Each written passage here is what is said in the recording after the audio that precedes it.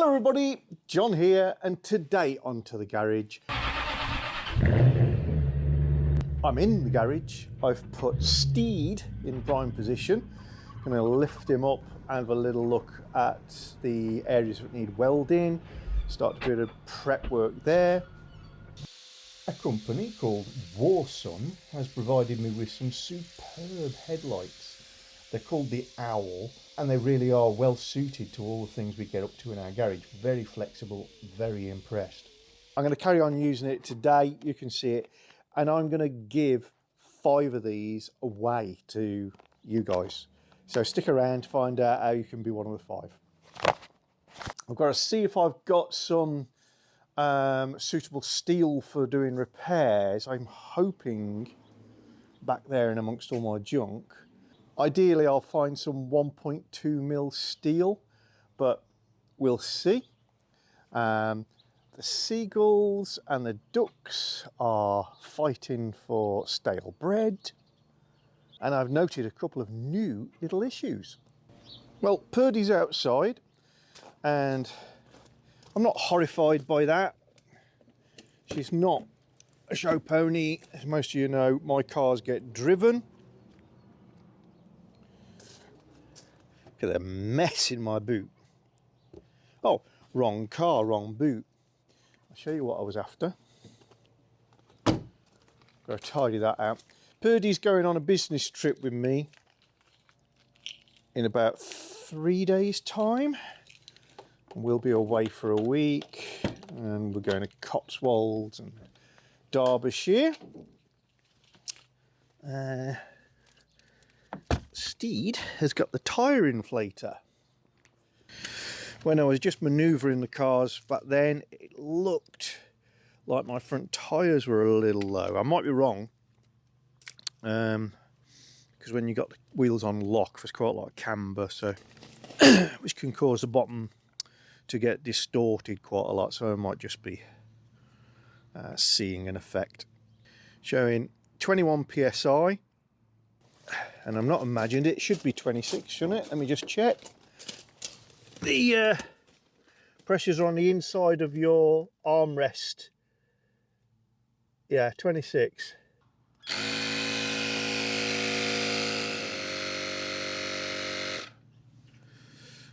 Okay, I'll recheck that when I finish for the day today.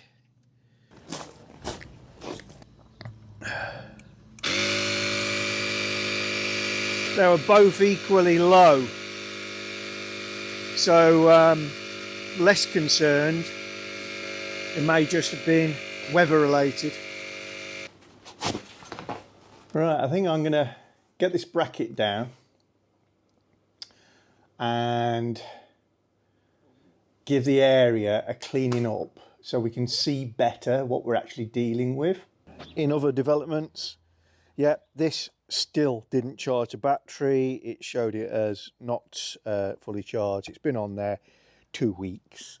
No, I haven't put a C-Tech on it. That was just lack of time. I will do that, but I think the battery is probably well and truly past its best. So that has got to come out, because working on the car and potentially doing some welding. So no issue. Central locking not working. Because I knew I was going to take the battery off soon, I dropped the windows. Always a top tip, just in case things get locked. Now, this is something I've spotted this morning.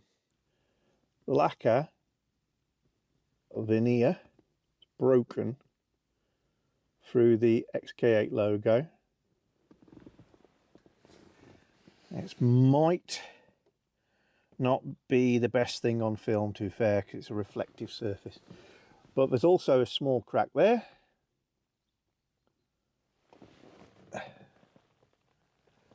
There's a more significant one there. These aren't scratches, these are cracks, because I can see the rise in the surface where it's popped out a little bit. But I could have sworn I'd taken some nice pictures of that area, because I love the mother of pearl inlay on these dashes. I'm sure I've taken that picture and it's not damaged like that. So I'm wondering if that's weather related. It's been stood outside in sub-zero temperatures, and this car has probably lived a good proportion of its life indoors in a very dry atmosphere. So I don't know. It's probably just me. It's probably been there for a long time. But yeah, it was a bit of a shocker when I looked at that this morning. The passenger side wing mirror is playing up more than it was when I first tested it. So the switch gear on that armrest on the driver's side is really dicky. It is working. All the motors work, but really didn't want to operate this morning. Look at the state of the car. Living outdoors a little bit. And look at this. Water in that headlight has visibly come up since the last time we filmed it. This one, a little bit of humidity on the surface, but appears to be bone dry inside. So there's a very significant seal problem on this lamp. Right, there's my till roll from when I did the battery test on this car, and it did tell me that the battery needed replacing, but yeah, it's probably a little bit more immediate than I thought. It's a good idea to remove the battery because I am going to do some electric welding, some MIG welding at some stage, and probably get this car up in the air and leave it there till I've done a little bit of welding now. So disconnecting the earth would do the job, but I might as well take it out because I can have it off the car and try to recondition it. I might also discover some marks on it. Very often people will write on a battery, I do, the date it was installed. And also I can just have a little look at the security module aerial, which is down between the battery and this fuse box. With the battery out, that's a lot easier. It's a T40.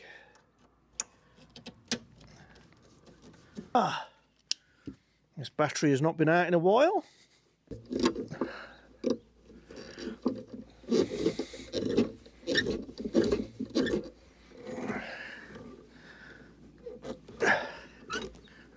And spin these in by hand on my other car.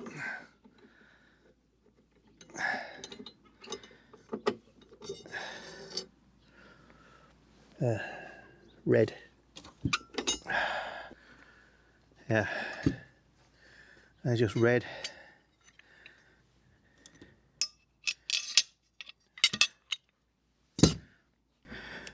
On any car, always undo your earth terminal first.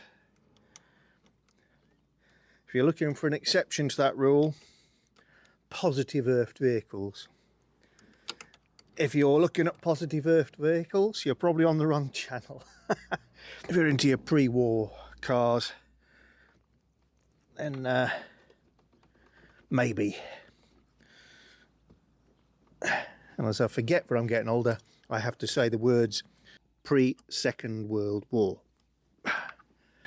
That terminal doesn't want to let go, which is good. You know, it means it's got a good grip. There we go. And we're off.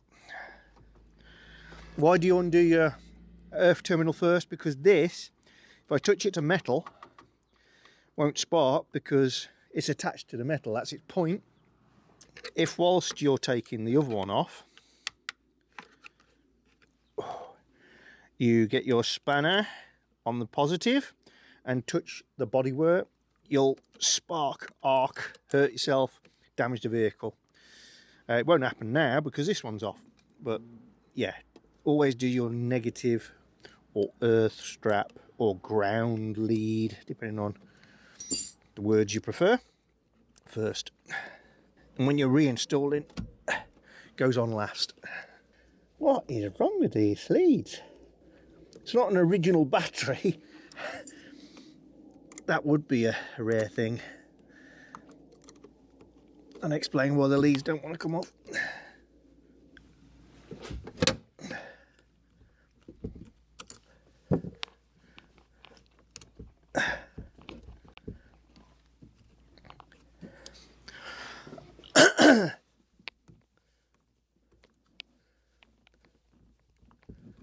There we go. Ooh. Interesting RAC brand. Now, you could have got that from other places, but typically RAC brand batteries, which is just rebadged, this Avata, are supplied, it says manufactured for the RAC. So, has this been fitted as part of a roadside recovery?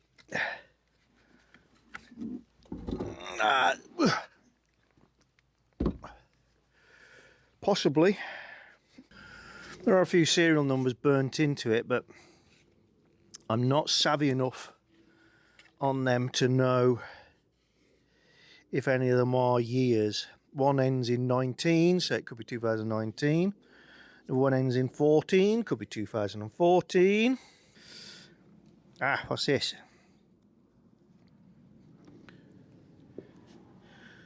RAC 005. Yeah, I think this has been done at the roadside. A little bit of light corrosion, but nothing too worrisome down there. Okay, so I've hooked up this battery to my charger, which is an MXS5 by C-Tech. And what it would do if I left it alone is hopefully these lights would slowly move along as it charges up. But I'm going to force it into recondition by pressing mode. Car battery recondition. Let it get on with it initially just for a minute or two. And we've got these pulses that it'll be giving the battery at the moment. Just trying to shock any of the deposits that have accumulated on the plates and maybe bridging and arcing and stopping things working properly. Try and shock them off. What I like to do is just allow it to start for a few minutes. Then, and be careful if you do this. This is me and this is what I like to do. This is not a recommendation. I'll disconnect the battery and then I'm going to get my rubber mallet and I'm just going to use the weight of the hammer just swinging to tap all the way around the battery. I just feel that it helps to loosen off anything that may be bridging on the plates. Don't hit your battery with a hammer because you might cause it to leak. Don't hit your battery with a hammer hard because you might distort what's inside it. I'm doing this because I want to. It's not a recommendation, and I'm doing it very, very lightly with a rubber mallet. So, give an impression, guys. See that? I'm letting it swing. It's not hurting me. That's what I'm doing. Like that.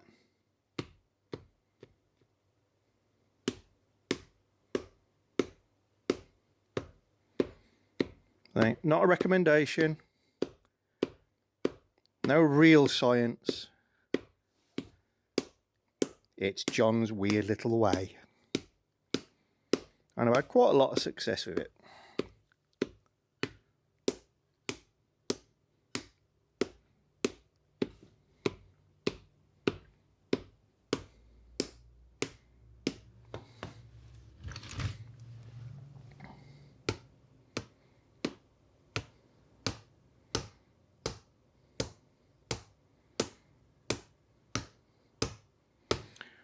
Also bear in mind this battery is going to the recycling centre if it doesn't spring into miraculous new bouts of life.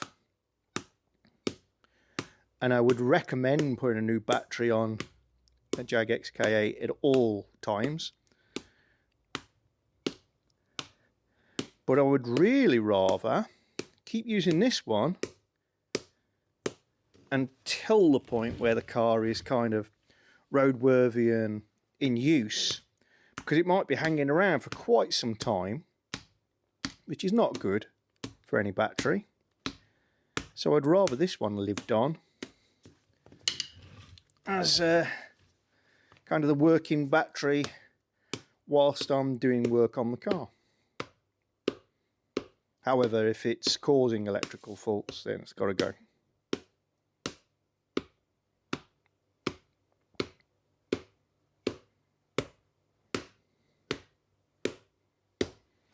Interestingly, this battery up here says spare Jag on it. That is a previous battery that I've taken off Purdy that isn't that old. It came with the car, but I chose to swap the battery when I got it, and I've reconditioned it like this, and I check it probably once every 2 or 3 months, and it's absolutely fine. So I've genuinely probably got the replacement battery, if this one's no good, to put on until the car's finished.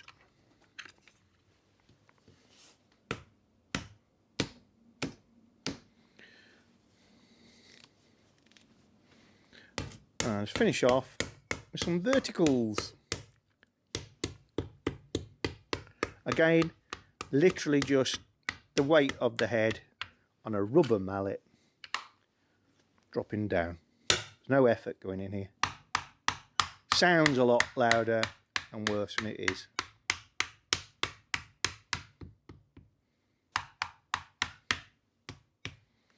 That's it.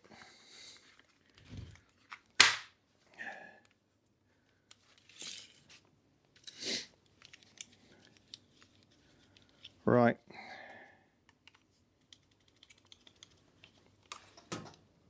It's interesting. You know, I said I was having trouble getting the battery leads off. See that? Deformed, misshapen head on that. That battery terminal's been clamped up so hard, it's actually sheared some of the lead from that terminal. I say lead, I don't know if they are lead anymore in a lead-free world. Probably. Still called a lead-acid battery. That explains why I couldn't get the terminals off. So I need a bit of good dressing up before this is reinstalled, that's for sure. Let's get this back on.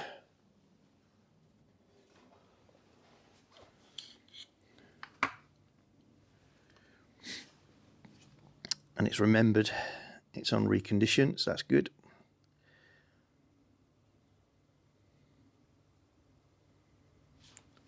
I'm going to send it through the modes just to reset it. Car, recondition. Right, I'll come back to that later. Right, so if you're spending any amount of time working in and around your garage, lighting becomes really important really quickly, whether it be headlights, torches or work lamps. I spend quite a lot of time crawling around under the car and filming stuff for you guys, and one of the devices I use is one of these. It's a big, relatively heavy work lamp, very powerful LED thing, rechargeable. It's great, but a bit cumbersome. I can't really move it around too easy because I can hardly hold the thing out at arm's length. I use little inspection lights and torches like that. I could do with upgrading that one if I'm honest. But because I'm climbing around under the car a lot and I'm filming and I'm working on the vehicle, what I find really useful is a headlight. Now I've got generic headlights like this one that I've had for years. However, now I've got a really nice headlight and I've been using it and I'm really impressed with it. And I'm so impressed with it, I'm going to give away 5 of these things. So full disclosure, the company in question did send me this to test. The company is called Warsun. Check them out on the links in the description below. They're a full-on lighting manufacturer, torches of all varieties you can find. But I was really keen to test this thing. This is called a Warsun OWL, and it's a headlight.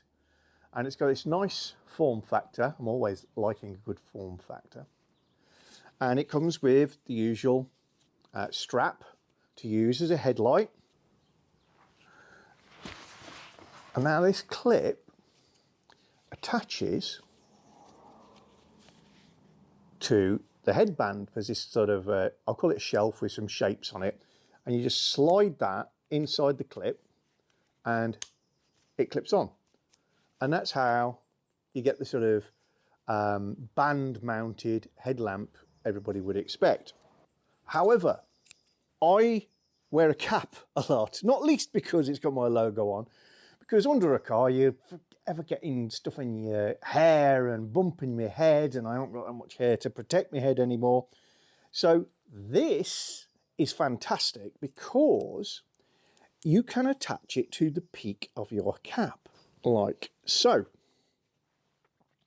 And that means that whatever I'm wearing becomes my headlight holder, and I'm away. And I've got a fully angleable light, so that if I'm doing real close-up work, I can use it as a work light like this, or I can have it facing forward and illuminate what I'm doing underneath the car, or a long way up, etc. But kind of even cooler still, my welding mask. I can turn the clip so it faces open mouth forward. And now my welding mask has a helmet light as well, which is brilliant because yeah, it's an electrochromatic mask. It tints as soon as I strike an arc, but they're still darker than standard, and it's even more useful when you've got a lamp on your helmet so you can see better what you're doing. So very useful. And I do a lot of grinding and cutting and stuff like that. And again, I got a face shield, and I can put this on there, and hey presto, I've got a headlamp on that as well. So the form factor is fantastic. I'll use this today. I'm going under the car, so you'll see it in use. But just to give you the skinny, I've got 2 buttons on the side. If I press the front button, it's the on-off switch. Try not to dazzle the camera. There we go. So there is the main lights. And if I press and hold the power button, you'll see it dimming down. Flashes when it's at its low point. Press and hold again. Comes all the way up. Flashes when it's at its high point. So you can set the power level stepless, and obviously the brighter you've got it, the less time it runs for. But I can't quote you the actual run time because I've not really run it consistently on high or consistently on low. But I do know a full day's working in the garage, playing around, I've probably had this thing on for in excess of 2 or 3 hours and never had a problem with it, and it's rechargeable. So there is no issue. If I press it again and then press it twice, oh, the top illuminates. What the hell's the use of that? It's got a little diffused LED panel. So if you're not interested in range, but you are interested in a nice diffused light, it's got an LED panel on the top, a little thin thing like, but you can change the angle of. And again, if I press and hold the power,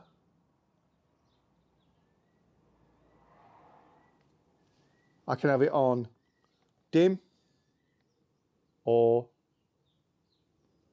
bring it up bright. And then I have a sensor on the side that means the second button back here is for the OWL light sensor. So I'm just going to turn the front light on, and then I'm going to press this button, and you can see a light's come on. And what that means is now I can be working away underneath my car. Maybe I've got gauntlets on and I want to turn on my light. All I got to do is that. It's a little row of LEDs on the back, tells you how much juice is left in when you press the power button. It's got a USB-C charging point, which is probably the most common charging style these days, so that's good. It's got screws involved in its assembly, which I love because that means it can be disassembled, and it's probably got seals and bits and pieces like that inside it. Not disassembled, it's I don't know, but yeah, it gives you that sense of it's a proper piece of kit. It's very light, comes with a little charging lead. Also comes with a rubber elastic strap mount that you could use on a handlebar or a fork for a bicycle. So it could use this as a headlight. And another one of its functions, if I dazzle myself now, 1, 2, 3, both, you can have front and top. It's got a red LED, so you can use it as a tail light on your bike. And it's got an SOS signal. And if you're backpacking or something like that, even comes with a tiny little carabiner. Well, it's plastic, but still a carabiner, but you can clip it on and hang it in whatever angle, in whatever format you want. You can have that hanging down so that it gives you that diffused forward light. You can attach it to yourself. So it's got lots and lots of features, and I could even imagine people using that as tent lighting. So hang it up like that and then put the diffused light on hanging down. It's really great. You know, as you know, I don't take anybody's products off them if they're interested in me doing a advert or if they're interested in scripting me. And I've tested a lot more things than you guys have ever seen on this channel because I'm a very polite person. If they're rubbish, they would never see the light of day. That I'm really impressed with. Not expensive. Check out the link in the description below. But the nice folks at Warsun have said they will provide me with 5 of these to give away to whoever I want. So some of my subscribers should really have these. They're really, really nice. Imagine keeping that in your glove box for emergencies. These should go to some fellow XK8 fans. There they are, boys and girls. What are these alloy wheels called? Send me an email, subject OWL, OWL, to john@tothegarage.co.uk, and the first 5 with the correct answer, I will email you back and ask you for your address, and the nice people at Warsun will send you a Warsun OWL. If you're not one of the lucky ones, check out the price in the description below. I think you'll be shocked. Really good. A different approach. Let's put the floodlight on my light. That's good. Quite liking that lighting. Let's get this bracket out of the way. It's a slightly softer light on the LED, well, they're both LEDs, on the top panel. That's quite diffused and nice.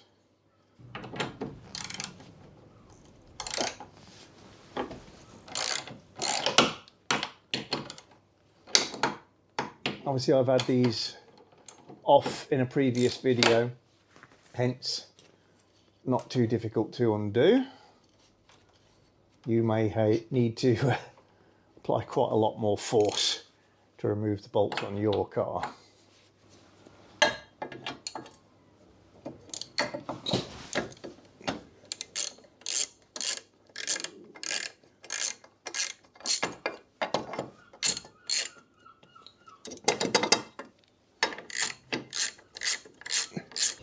This bracket has at least had a little bit of paint on it, if not been replaced. It seems in a lot fresher condition than the surrounding material.